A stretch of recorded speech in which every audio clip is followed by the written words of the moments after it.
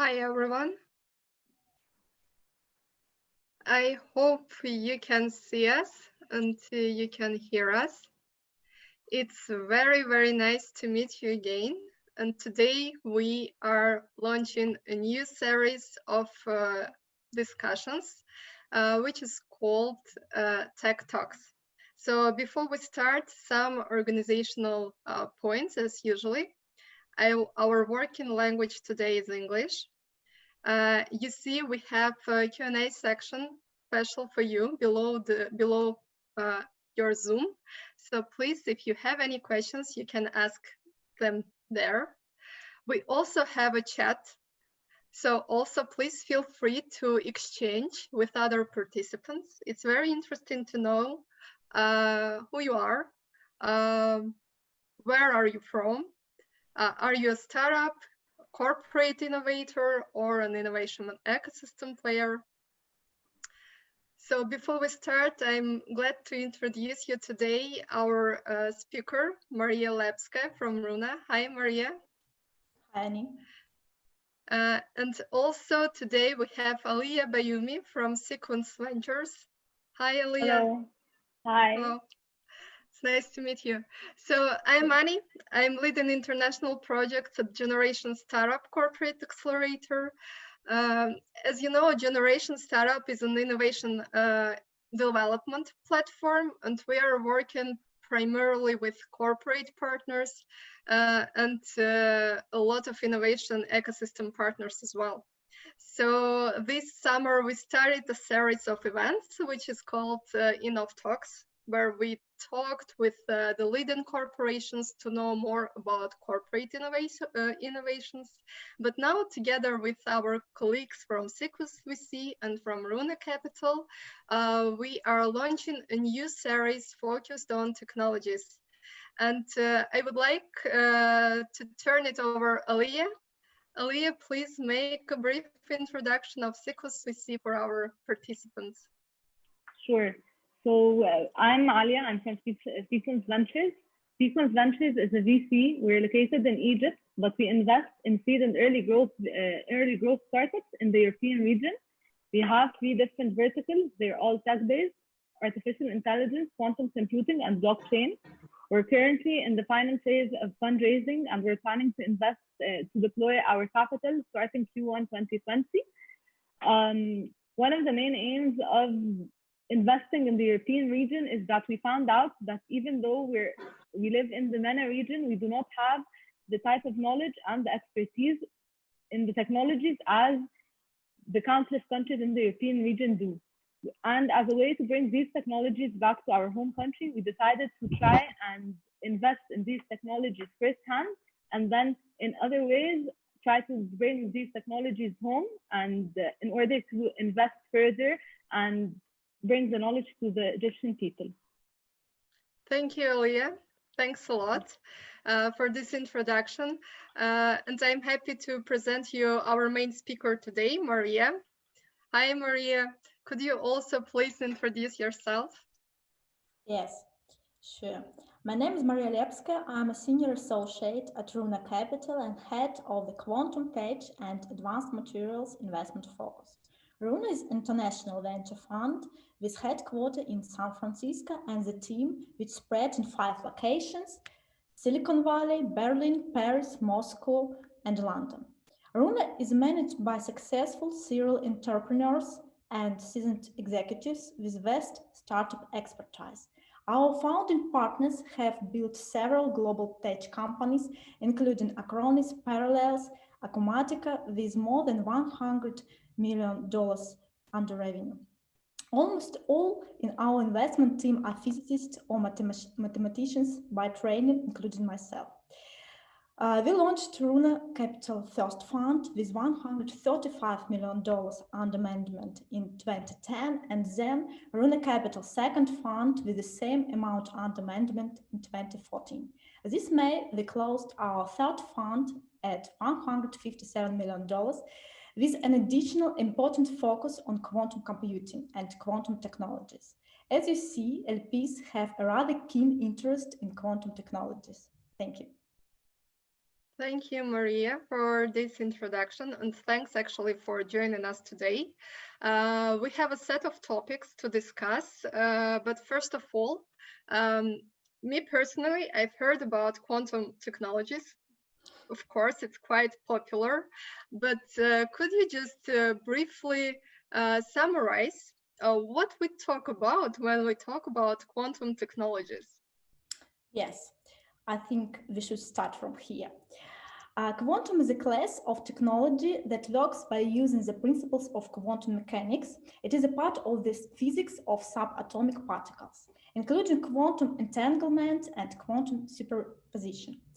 I can't now dive super in depth into this topic because it is huge and we have a lack of time according to our main topic of today's discussion related to venture in quantum space. But shortly, and in fact, quantum technology is an emerging field of physics, engineering, and as a consequence of industry which relies on the principles of quantum physics. Quantum computing, sensing, cryptography, simulation, metrology, are all examples of quantum technologies where properties of quantum mechanics, especially quantum entanglement, quantum superposition, and quantum tunneling, are important. Quantum technology is different from the deterministic classical mechanics, which holds that the state is determined by values of two variables. It is determined by probabilities, and this explanation has been used to justify the technology's superiority. Quantum computing is a part of quantum tech, is the use of quantum phenomena such as superposition and entanglement to perform computations. So computers that perform quantum computations are known as quantum computers.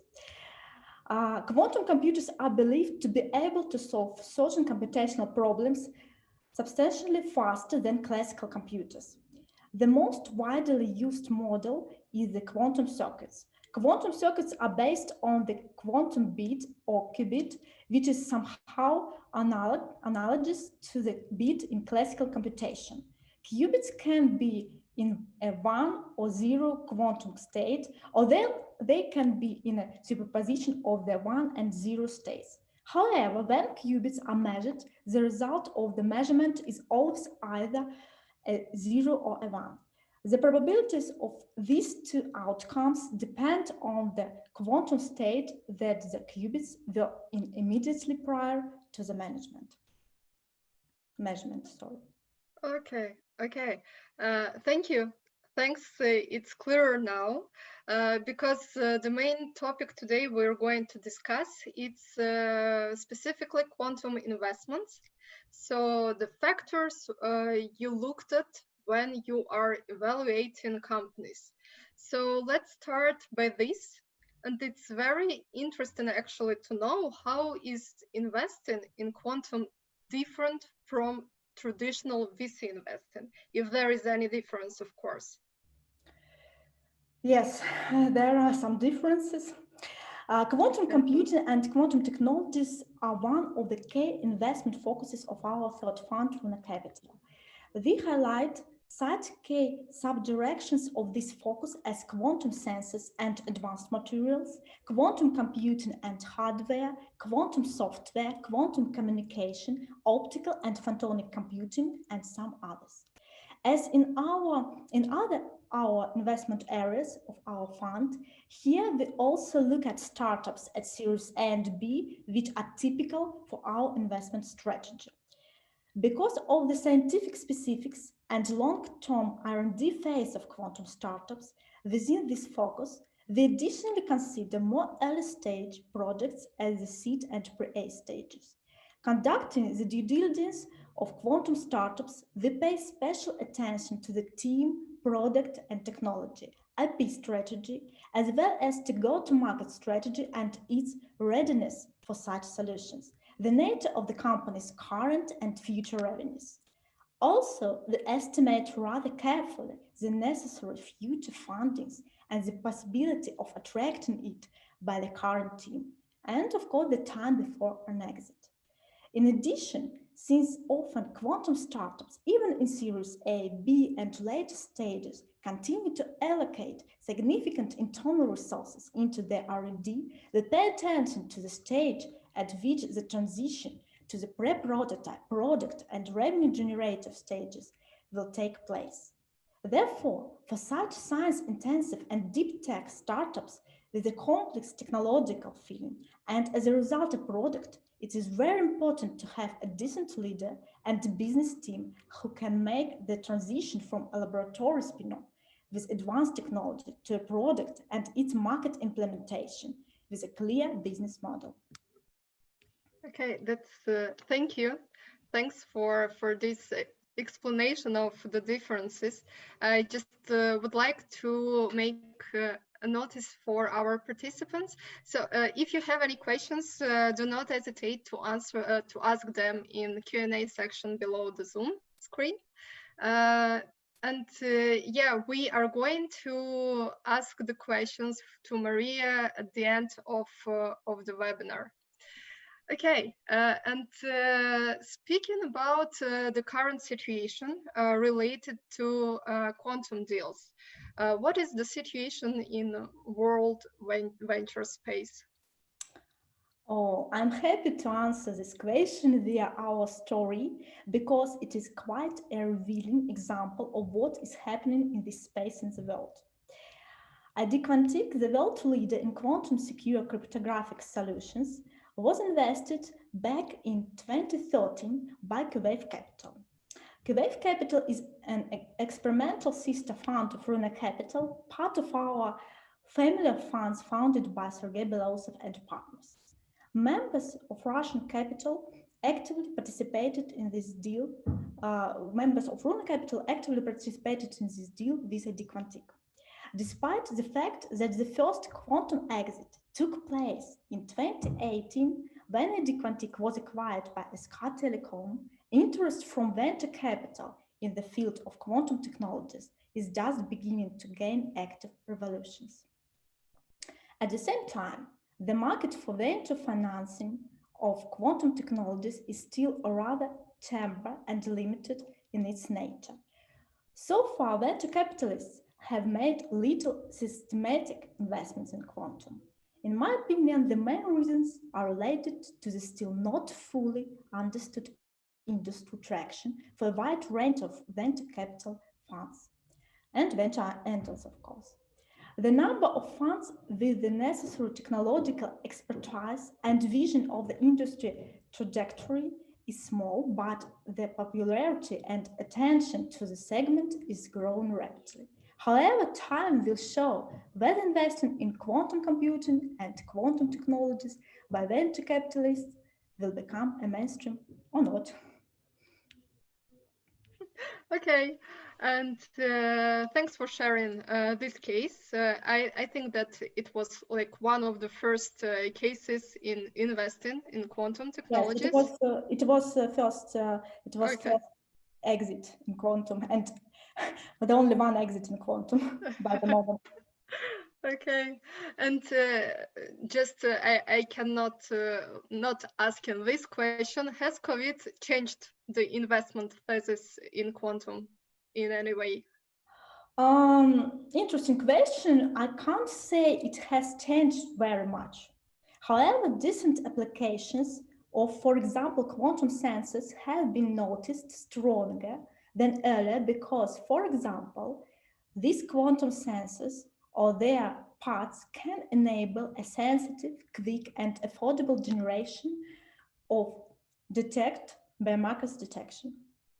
So of direct biomarkers detection. Also, some good startups have come from the stealth mode due to their need of fundraising and difficulties of this process, which have appeared due to COVID. However, I suppose that due to COVID, there is the same optimistic situation for investors in other industries as well, not only in quantum. Yeah, I think you're right. And that's good that you are mentioning actually startups and startups landscape, because the the first topic of our discussion was related with the investments, but the second one, we would like to focus more on startups landscape via different stages and parameters. So do you have any interesting figures to share with us? Yes, so first of all, let me share some interesting statistics here.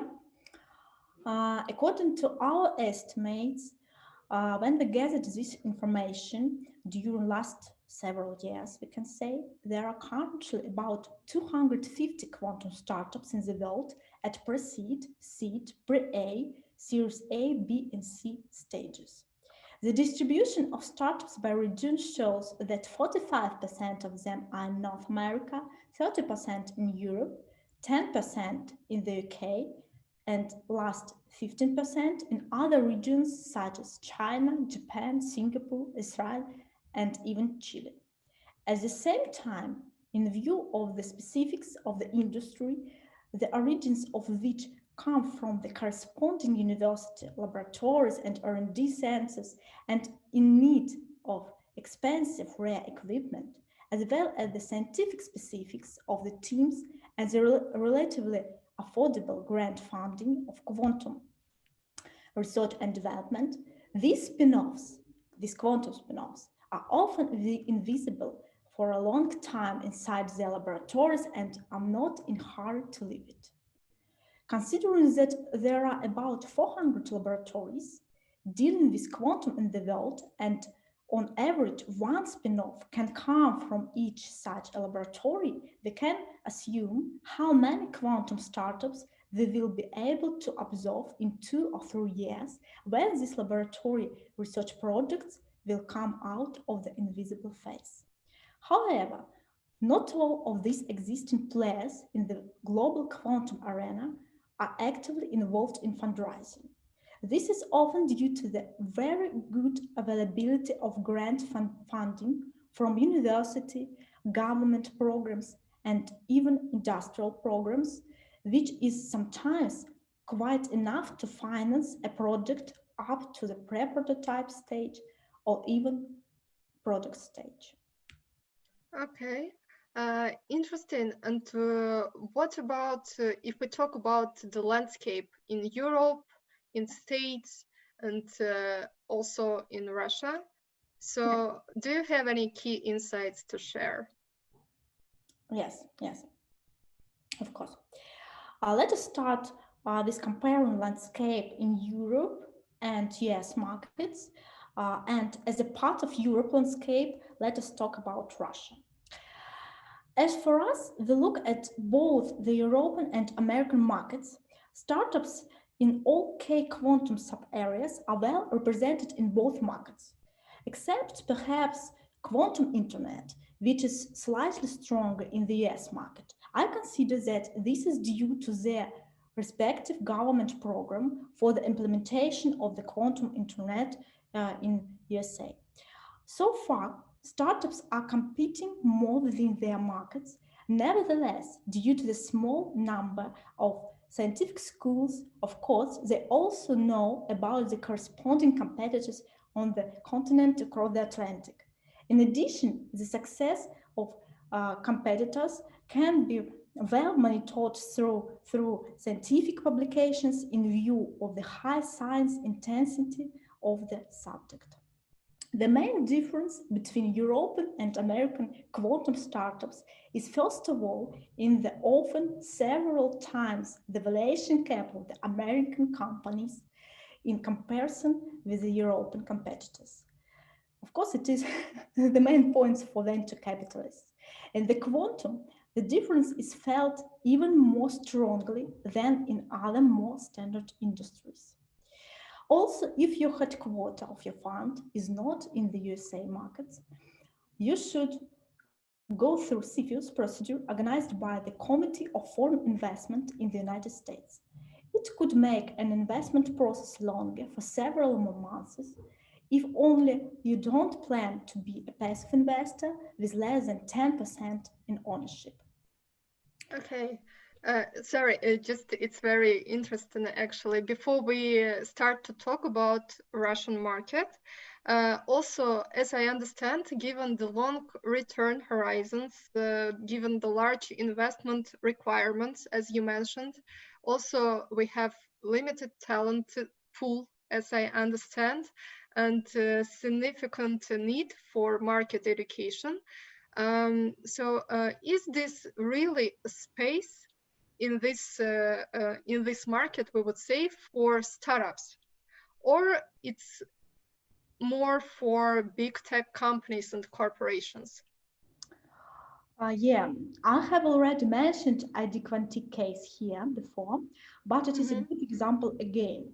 For those who don't know the company, let me share some background because it is important to understand it here. ID Quantic is the world leader in quantum-safe crypto solutions designed to protect data for the long-term future.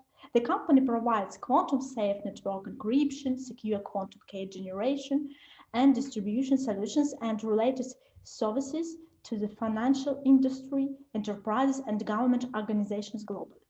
ID Quantic was funded with $5.6 million in 2013 by, as I mentioned before, Runa Capital, at that time a quantum-focused experimental sister fund of Runa Capital. The company was acquired by SK Telecom in 2018 and became a fund returner for QA fund. So it is an example when a rather big telecommunication corporation bought a quantum startup which corresponded for their internal needs. However, there are other examples with Google, IBM, Microsoft, Honeywell, and other corporations which are developing quantum as departments inside. Most of them try to build quantum computers using the architecture which they approximately know due to their main businesses specific and internal R&D related to it. Most likely, if only corporations would develop quantum technologies internally, I'm afraid we would see some rather one-sided results. Fortunately, this is not the case. Moreover, we see interesting examples when corporations start investing through their venture divisions or even from the main company in technologies that complement their main businesses, and in quantum as well. For example, like Honeywell venture capital invested in Zapata and other examples. Zapata is a quantum software company. As well as, for example, an already major startup on Series C, Rigetti, bought the startup QX Branch, which was developing quantum software. So the industry, we can say that the industry behaves here very interesting and maybe rather knowledgeable. Okay. Okay, thanks for sharing this. And so if we talk about the Russian market, yes. Yeah, do we have some insights here? What is the situation in quantum technologies in Russia? What are the perspectives and trends? Yes, so let me share some landscape in Russia. There are several universities which have corresponding laboratories and spin-off, such universities as Moscow State University, Moscow MIT, Moscow Institute of Physics and Technology, Skoltech, and some other universities, for example, in St. Petersburg. And there is R&D Center, Russian Quantum Center, that was created as a non-profit science and technology center on the initiative of two graduates of the Moscow Institute of Physics and Technology, our chairman Sergei Belousov and physicist professor at Harvard University, Mikhail Lukin. It was in December 10, and at that time, Russian Quantum Center became one of the first residence companies of the Skolkovo Innovation Center, and in July 2018, the Russian Quantum Center officially began its work. The creators of the center hoped to attract leading world and Russian physicists to participate in the project. The International Advisory Board includes leading physicists from around the world, including Nobel laureate Wolfgang Ketterle. Now there are more than 10 laboratories in this R&D center. and which are related to different parts of quantum technological stack: quantum communication, quantum computing, quantum sensors, and others. Some of their spin-offs. For example, there is company Defan. Defan is a developer of next generation photodetectors with outstanding technical performance. Photodetectors are the key element for many rapidly growing applications and markets, such as automotive, LiDAR industry, medical equipment, optical communication, and others. Another spin-off, Curate, is a quantum communication startup with two main products as quantum key distribution is created for integration into existing solutions for cryptographic protection of information, and another product, single photon detector, and one more product, quantum random number generator. Last week, I think we can see news about our new government program related to quantum computing space, quantum technology space, which is led by Rosatom, and one of executives of this program is guys from Russian Quantum Center. So we can say here that in Russia there is a trend to build quantum computer and to develop other quantum technologies. So it is a rather optimistic, good, and interesting trend. I'm happy that in Russia it is so. Okay, it's yeah, I'm happy too. And I know that we have currently with among our participants the key stakeholders of Russian quantum tech market as well. So before we start discuss our last topic, which is related with the sweet spot in the quantum tech stack for VC investing, I know that you've prepared some questions for our audience. So I would like to start the first question.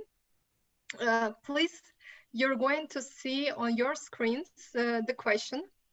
Which quantum direction, in your opinion, is the closest to the real-world industrial implementation? You can choose any answer you seem correct. You think it's correct. We will wait a little bit until everyone selects the answer. And then I'll ask you to comment the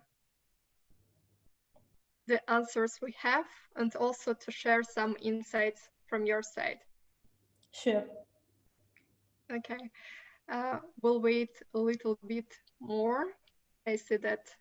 Very interesting how audience is thinking here. Yeah.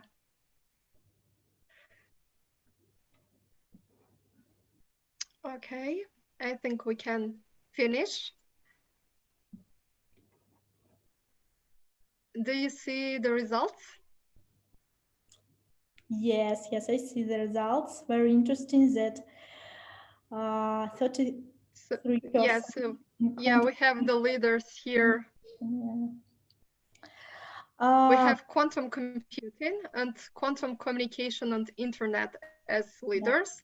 Then exactly the similar percentage for quantum sensing and quantum software. And no one gives any chance to optical and photonic computing. And I'm very happy to know that everyone here is aware. What does it mean, quantum technologies? Yeah. So let me maybe a little comment my vision of this question. So it is of course discussable question, but let me comment here a little. For us, so coming to a sweet spot in the quantum tech stack for VC investing, yes, because it is very correlative questions here. For us, it is quantum computing, sensing, and bit maybe less software. Also, they're impressed by optical photonic computing systems, but for sure it is quite a long way before we will see any industrial implementations. So I can say that maybe the closest to the real world industrial implementation topic is quantum sensing, because now that there are such applications, such companies, startups, and products that are working now related to quantum sensing.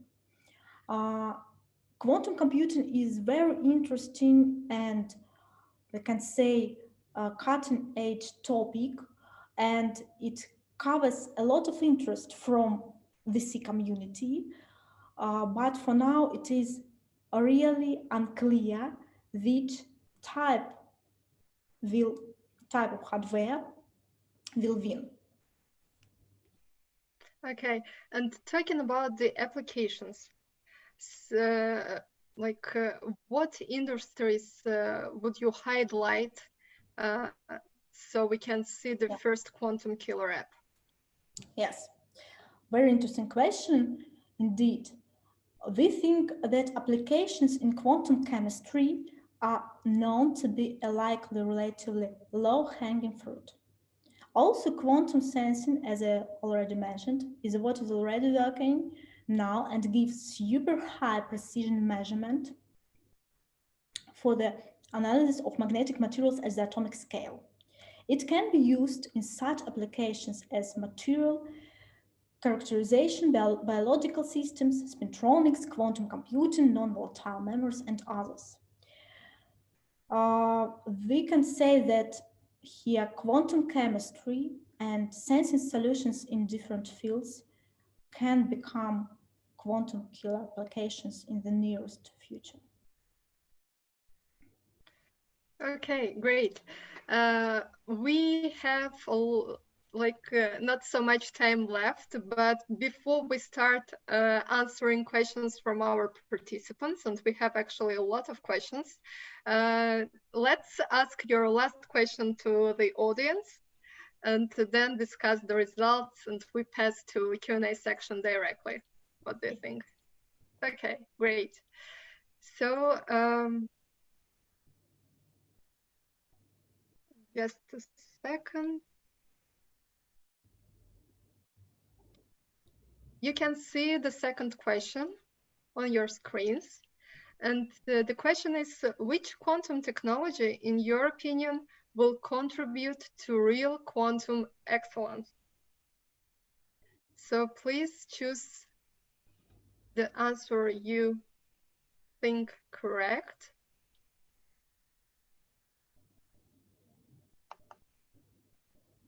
Yeah. Another interesting question.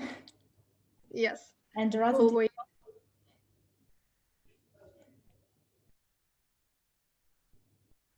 our audience is very active in choosing the answers, so we'll give some time. Of course.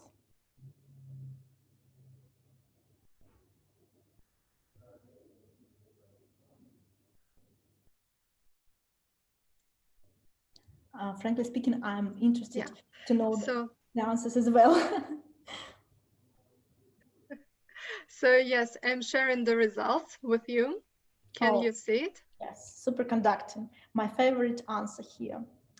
Okay, interesting. And then we see topological compute. Oh no, so optical and photonic computing. Then topological, and I don't know any of these technologies. It is okay. Let me please comment little my opinion here. Sure. While it is true that 100 qubit quantum computers are not far in the future, their quality is still an open question for now. Probably access to them will require close collaboration with IBM, Google, and other giants. There is such an opinion that these giants will control the technology and the applications. One of the opinions. First quantum computer will, with 100 qubits, will be demonstrated in less than 2-3 years, but they are afraid that error rate will probably be quite large. Hence, a useful quantum computer with 100 qubits may take 5-7 years more. Regarding IBM, Google, and other superconducting giants, superconducting quantum computing and any solid-state qubit technology seem doomed because all experience and science says that as you scale up, individual qubit performance suffers. It seems solid-state qubits will not likely perform adequately because they have surfaces, gated electrodes, defects at the atomic level. We don't see a way out of that, frankly speaking. On the other hand, it looks like there has been significant progress with cold atom and ion trap technologies in the past years. We'll see how it will realize in practice during the next 5 years, or something like this. Thanks for taking your time, and your questions are welcome. Yeah, thank you, Maria, for sharing these insights with us. And we really have a lot of questions. So I will ask the questions I like the most. And if we have more time, I'll ask the other ones. So no, actually, I propose you to start from the beginning. And the questions we have is, do you use specific deal terms? Projected revenues should be much more than current, so valuations are not certain. Of course, when we provide our due diligence process, we look at different factors, and usually current business models of even Series A quantum startups are not, of course, perfect and are not fully clear what will be in next several years. Because technology space, quantum technology, is very emerging, as I already mentioned, space. And even these companies, these decent professors and scientists inside companies, then they can only estimate which R&D direction inside and which products as a consequence here will appear and which value for market it will cover and it will give for the market and for us as for venture capitalists and for them as for company. So when they estimate the valuation cap, we can say that we estimated according to our previous expertise, this already made case with ID Quantique, we estimated due to some common sense of it, but of course they can't here estimate very precise what will be in several next years. It is super risky industry, and when we invest in it, of course we don't invest the whole fund in quantum, yes, but we can put some money in this risky space even for us, and it is a high risk, high reward opportunities, something like this. Okay, thank you. So we have two questions which are quite similar, I think, so I will ask them at the time.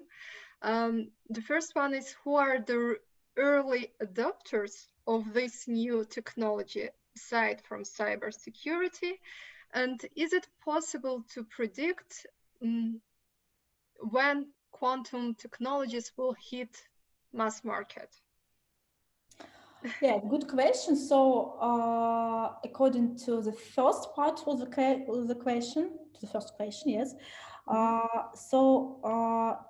As it was in case with ID Quantique, the first adopters are telecommunication companies, banks, and other companies which need um, to help themselves this this encryption type of encryption. Yes.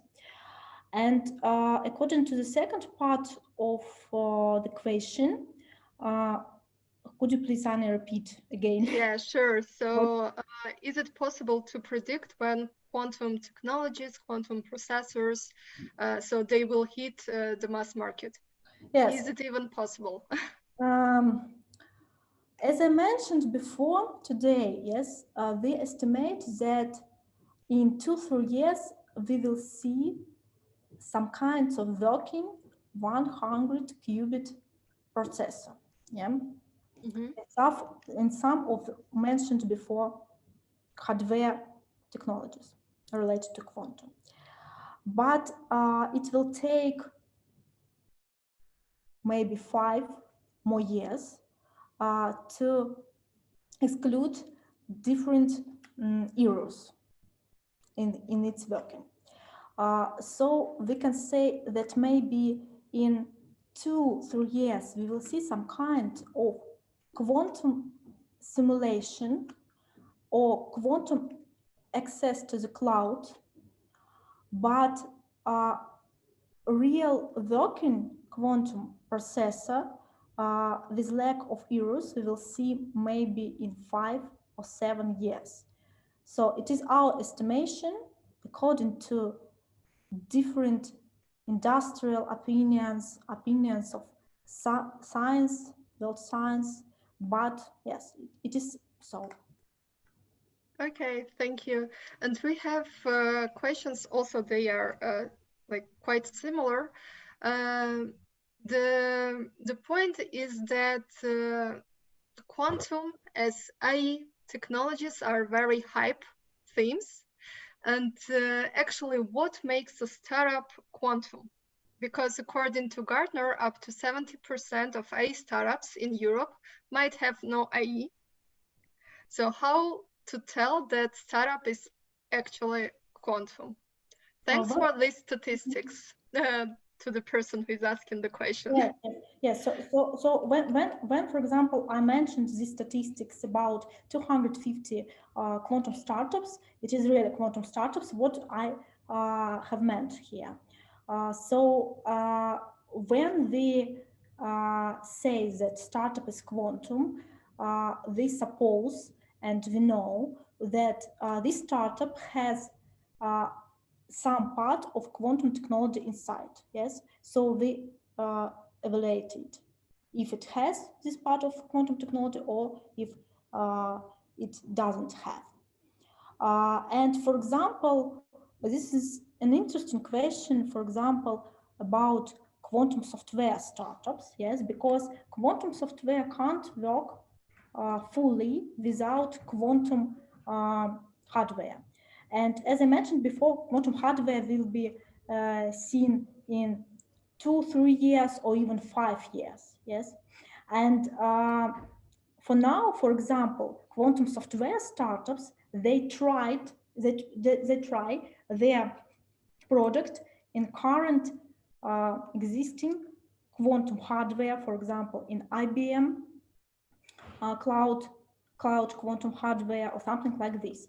So we can evaluate if their algorithms are quantum or not as well. Thank you. So it is a type of algorithm, it is a type of hardware which should include quantum component, and we can evaluate it. Okay, and the next question is, what is the difference between hardware and software quantum startups? It is rather spread question, yes, but in fact, as I already mentioned, quantum hardware startups, they produce now quantum architecture which should be used in quantum computing space, for example, not only, but the main appliance is quantum computing space, one of the main appliances. But quantum software startups at the same time, they produce some kind of algorithm that should work better than current software in quantum computers. But the question is that we can really see it when such a quantum hardware will be fully working. Okay, thank you. We have actually more than 10 questions unanswered. So, but we are running out of time. Marie, it means that the subject is very interesting to our audience. Yeah, and even we have a question like, can you make some more seminars about that technologies? If the subject is interesting, yeah, I think that we can consider a series of such events, if you would like. Yeah. We can cover different topics, yes, because there are a lot of about what we can say here, yes, and we can discuss. Okay. So what we're going to do is that I propose to be back to our participants with some key points of today's webinar we had.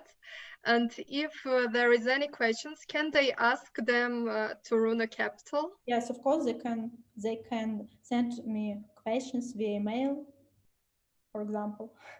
Okay, great.